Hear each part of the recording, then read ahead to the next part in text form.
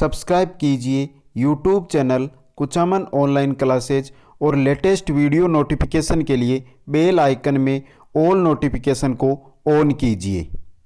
नमस्कार दोस्तों आज हम देखेंगे शिक्षा मनोविज्ञान का नेक्स्ट टॉपिक। आज का जो हमारा टॉपिक रहेगा वो रहेगा दोस्तों बुद्धि, इंटेलिजेंस के बारे में आज हम संपूर्ण यहाँ पर चर्चा करेंगे और वही चीज़ देखेंगे जो एग्जाम के अंदर पूछी जाती है। फालतू की चीज़ यहाँ पर हम दोस्तों इस वीडियो के अंदर नहीं देखेंगे। एग्जाम के लिए इंपॉर्टेंट चीज़ें हैं वही देखेंगे, चाहे सीटेट की कर रहे हो, रीट की कर रहे हो या UP TET, MP TET, first grade, second grade, KVS, DSSSB की किसी भी भर्ती की अगर आप तैयारी कर रहे हो तो इंपॉर्टेंट रहेगा दोस्तों ये वीडियो। चलते हैं। इससे पहले अभी तक अगर आपने चैनल को सब्सक्राइब नहीं किया तो चैनल को सब्सक्राइब, वीडियो को लाइक और शेयर जरूर करें। दोस्तों टॉपिक है आज हमारा बुद्धि। यहां पर हम बात करते हैं दोस्तों कि बुद्धि की परिभाषा क्या होती है। सोचने समझने की योग्यता ही क्या है, बुद्धि है। ये नॉर्मली परिभाषा है दोस्तों कि बुद्धि कहते किसे हैं, यह भी तो पता होना चाहिए। टॉपिक हमने शुरू कर लिया बुद्धि, लेकिन हमें यह पता होना चाहिए कि बुद्धि कहा किसे जाता है। तो जो हम सोचते हैं, जो हम समझते हैं, सोचने और जो समझने की जो हमारी योग्यता होती है उसी को क्या कहते हैं, बुद्धि कहते हैं। किसी की सोचने की क्षमता कम होती है, किसी की सोचने की क्षमता अधिक होती है। किसी की समझने की योग्यता कम होती है तो किसी की क्या होती है, अधिक होती है। यही क्या है दोस्तों, बुद्धि है। अब दोस्तों यहां पर कुछ परिभाषाएं लेकर आया हूं शिक्षा मनोवैज्ञानिकों की, ये इंपॉर्टेंट है, सीधा इनसे क्वेश्चन है एग्जाम में बन सकता है।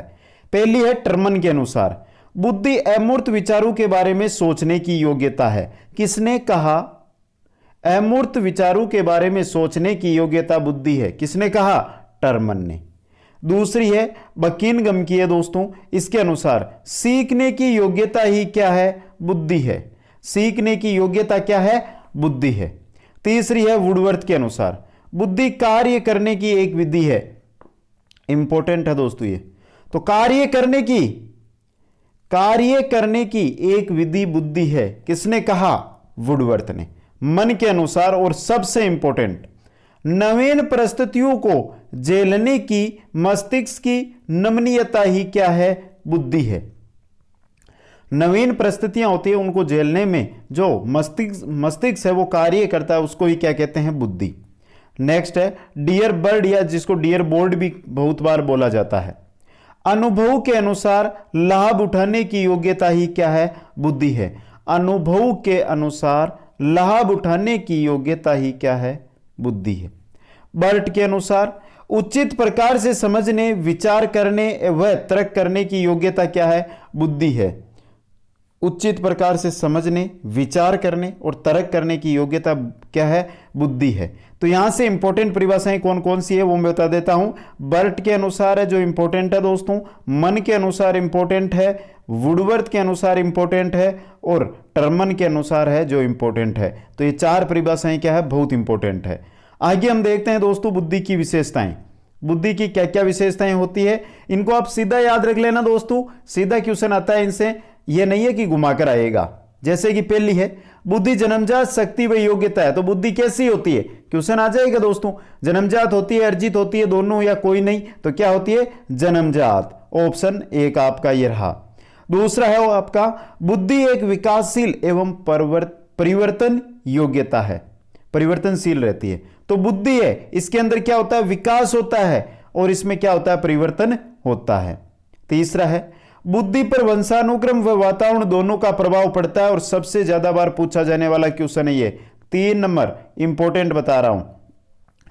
क्वेश्चन बनेगा कि बुद्धि पर प्रभाव पड़ता है वंशानुक्रम, वातावरण दोनों का या दोनों का नहीं, तो सही रहेगा आपका ऑप्शन दोनों, मतलब वंशानुक्रम व वातावरण दोनों का प्रभाव पड़ता है। 4 नंबर है बुद्धि पर लिंग भेद का कोई प्रभाव नहीं पड़ता है।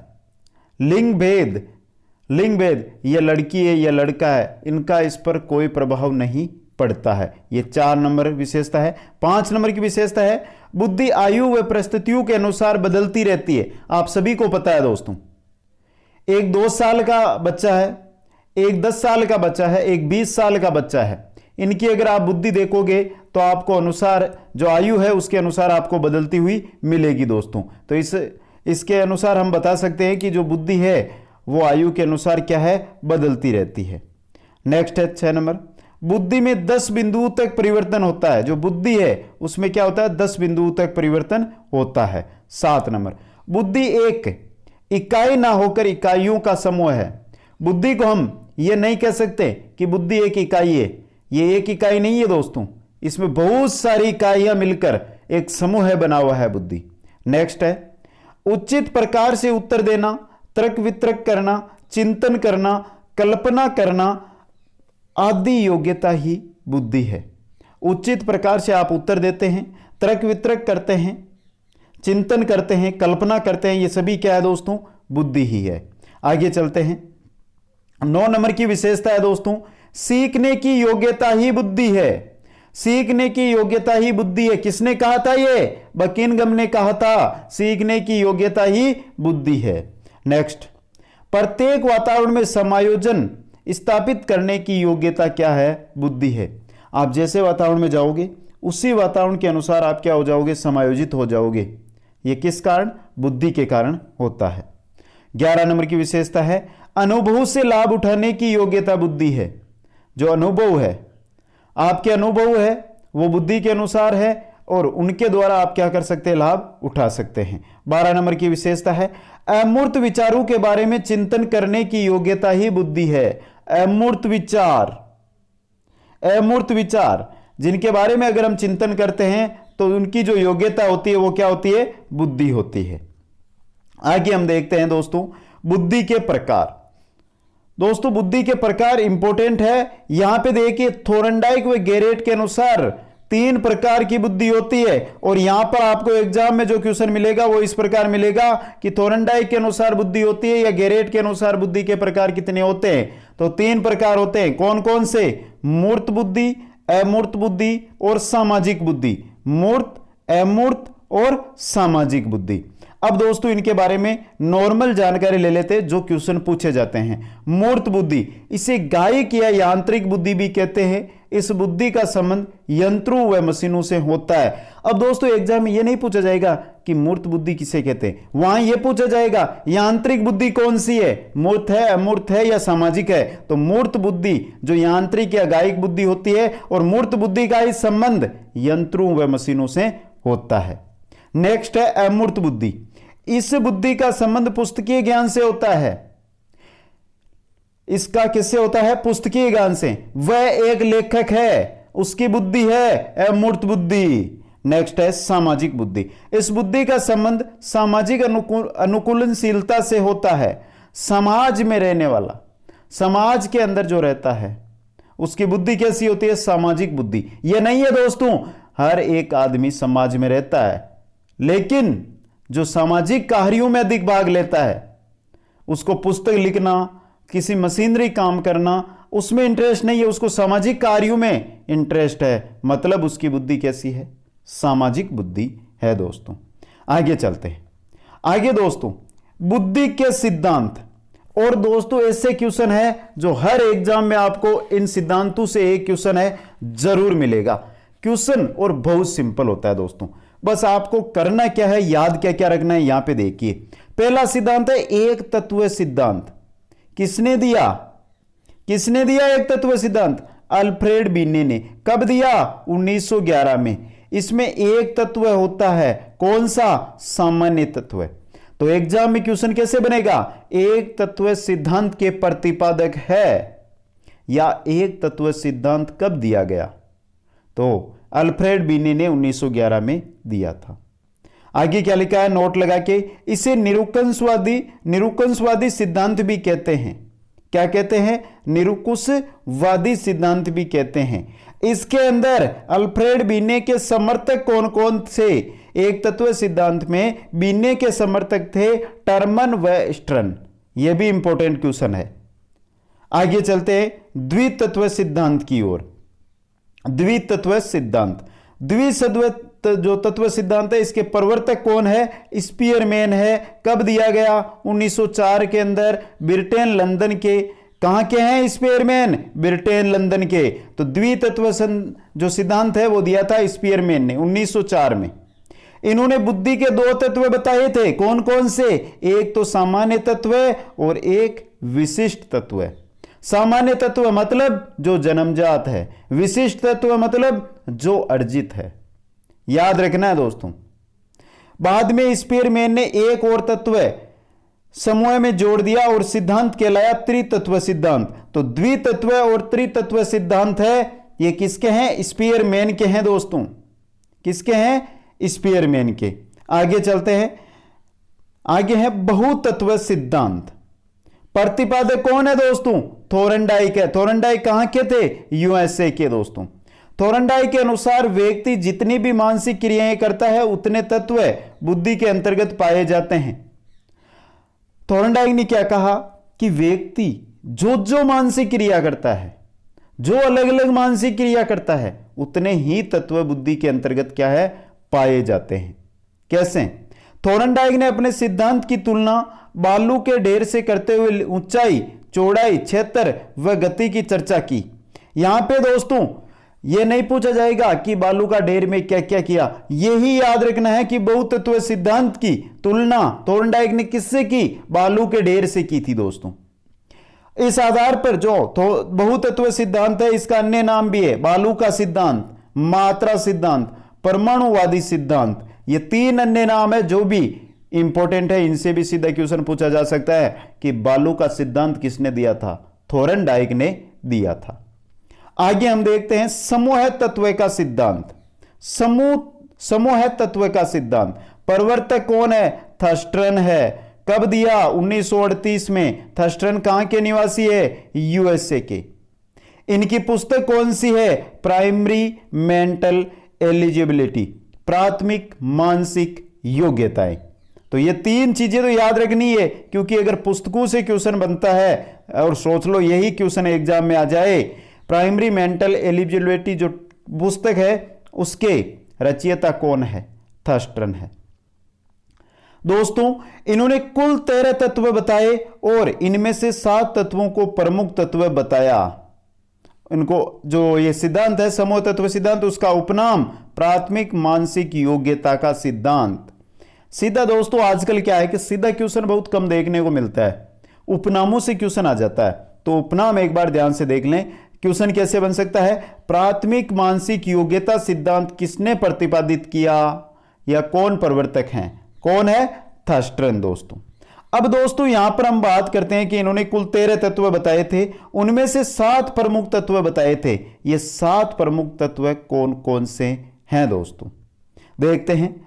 प्रेक्षण तत्व योग्यता, प्रेक्षण तत्व योग्यता, स्पेशल एबिलिटी, अंक योग्यता, नंबर एबिलिटी, शाब्दिक योग्यता, वर्बल एबिलिटी, वाक योग्यता, वर्ड एबिलिटी, स्मरण शक्ति, मेमोरी एबिलिटी, तार्किक योग्यता, रीजनिंग एबिलिटी, पर्यवेक्षण योग्यता, परपेचुअल एबिलिटी। तो ये जो 7 बताए थे दोस्तों यहां पे एबिलिटी, ये थी मुख्य एबिलिटी। बाकी तो दोस्तों उन्होंने 13 कुल तत्व बताए थे, इनमें से ये 7 तत्व है जो क्या है? मुख्य तत्व हैं।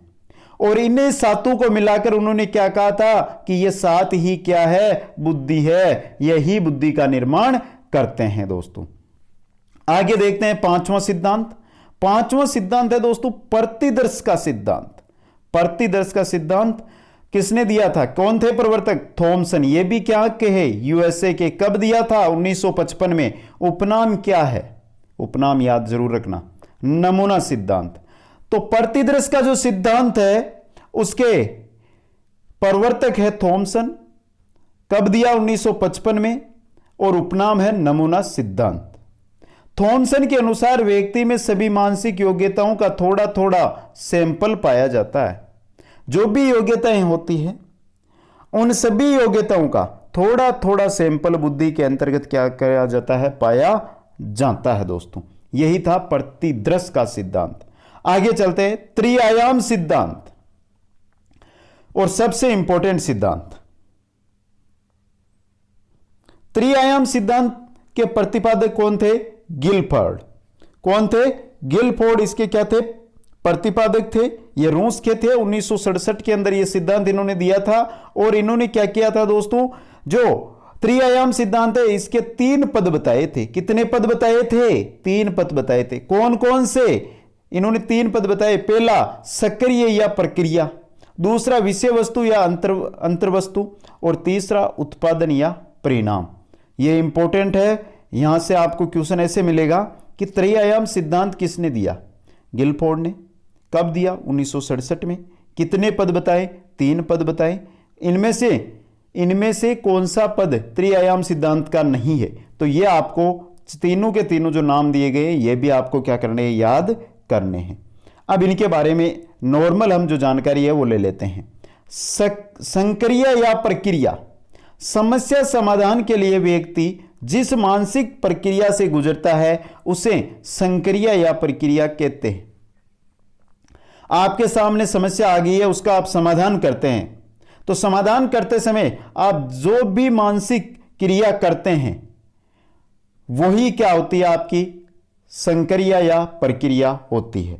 दूसरा था विषय वस्तु या अंतर्वस्तु, समस्या समाधान के लिए जिस सामग्री की आवश्यकता होती है उसे विषय वस्तु या अंतर्वस्तु कहते हैं। अब दोस्तों आपके सामने कोई समस्या है, उसका आप समाधान कर रहे हैं। समाधान करते समय आपको जो जो सामग्री जिस जिस चीजों की आवश्यकता पड़ती है उनको क्या कहेंगे? विषय वस्तु, अंतर्वस्तु कहेंगे। तीसरा था, इन्होंने पद बताया था उत्पादन या परिणाम, समस्या समाधान के लिए जिस रूप में सूचनाएं प्राप्त होती है उसे उत्पादन परिणाम कहते हैं। इंपॉर्टेंट है दोस्तों, समस्या समाधान के लिए जिस रूप में हमें सूचनाएं प्राप्त होती है उसे क्या कहते हैं? उत्पादन या परिणाम। आपने समस्या का हल निकाल लिया, समस्या का हल निकालने पर आपको कुछ तो प्राप्त हुआ होगा, जो प्राप्त हुआ है वही क्या है? उत्पादन, वही परिणाम है दोस्तों। आगे देखते हैं दोस्तों। गिलफोर्ड ने सन 1967 में डिब्बे के आकार का एक मॉडल प्रस्तुत किया जिसे बुद्धि संरचना मॉडल कहते हैं। बुद्धि संरचना मॉडल किसने दिया? तो बुद्धि संरचना मॉडल किसने दिया था? गिलफोर्ड ने दिया था दोस्तों। यहां से यह पूछा जा सकता है कि बुद्धि संरचना मॉडल तो गिलफोर्ड ने दिया था, लेकिन उनका सिद्धांत क्या था? त्रिआयाम सिद्धांत था दोस्तों। इस मॉडल के अंतर्गत उन्होंने कुल 120 कोष बताए थे। जो मॉडल बताया था डिब्बे के आकार का, उसके अंतर्गत उन्होंने कोषों की संख्या सर्वप्रथम कितनी रखी थी? 5 × 4 × 6 120 रखी थी। सन 1977 में कोषों की संख्या में क्या की? वृद्धि की। 5 × 5 × 6 मतलब 150 कर दी। और 1980 में फिर कोषों की संख्या में क्या की? वृद्धि की और कोषों की संख्या 180 कर दी। अब यहां से क्वेश्चन कैसे बनेगा? यहां से क्वेश्चन दोस्तों इस प्रकार बनेगा कि जो बुद्धि संरचना मॉडल है उसमें प्रारंभ में कोषों की संख्या कितनी थी, बुद्धि संरचना मॉडल में वर्तमान में कोषों की संख्या कितनी है, यह याद रखने हैं। 120, 150 और 1980 में कितनी कर दी थी? 180। अब दोस्तों आगे देखते हैं बुद्धि के अन्य सिद्धांत कौन कौन से हैं। इनका नाम याद रख लेना ही आपके लिए महत्वपूर्ण है, क्योंकि दोस्तों इनसे ज्यादा क्वेश्चन मैंने देखे नहीं है, तो आप नाम जरूर याद रखें और कौन है प्रतिपादक वो याद रख लें। त्रिचापित सिद्धांत प्रतिपादक कौन है? स्टर्नबर्ग है दोस्तों। त्रिचापित सिद्धांत। दूसरा है तरल ठोस बुद्धि सिद्धांत। तरल ठोस बुद्धि सिद्धांत, इसके प्रतिपादक कौन है? केटल है। तीसरा है विकासात्मक सिद्धांत, इसके प्रतिपादक है जीन पियाजे। चौथा है बुद्धि का क व ख सिद्धांत। बुद्धि का क ख सिद्धांत, प्रतिपादक हेव है दोस्तों। और पांचवा है लेवल 1 व लेवल 2 सिद्धांत। यहां पर यह मत समझ लेना कि CTET level 1 level 2, REET level 1 level 2 या यूपीटेट लेवल 1 लेवल 2। यह सिद्धांत का नाम है लेवल 1 व लेवल 2 का सिद्धांत। प्रतिपादक कौन थे? जॉनसन। और छठवां जो यहां पे सिद्धांत दिया गया है पदानुक्रमिक सिद्धांत, इसके प्रतिपादक थे दोस्तों वो थे बर्ट व नरमन। तो ये सिद्धांत है, इनके नाम और प्रतिपादक के नाम आपको याद रखने हैं। आगे देखते हैं बुद्धि मापन के सोपान कौन कौन से हैं। तो पहला है वास्तविक आयु, दूसरा है मानसिक आयु, तीसरा है बुद्धि लब्धि। इनकी ज्यादा जरूरत नहीं है दोस्तों कि आप इनको रटें, आपको बस ये नाम मैंने इसलिए दिया है क्योंकि आज इस वीडियो में हम इतना ही देखने वाले हैं। नेक्स्ट वीडियो में शुरू करेंगे तो CA MA IQ ये इंपॉर्टेंट चीज वहां पर बन जाएगी दोस्तों। तो वास्तविक आयु CA, मानसिक आयु MA, बुद्धि लब्धि IQ, ये चीजें आपको याद रखनी है क्योंकि वहां पर शॉर्ट के अंदर आपको लिखने को मिलेगा। तो दोस्तों ये था हमारा बुद्धि का पार्ट 1। कैसा लगा एक बार सभी साथी कमेंट जरूर करें, लाइक करें, शेयर करें और चैनल को सब्सक्राइब जरूर करें। आप सभी को बहुत बहुत धन्यवाद।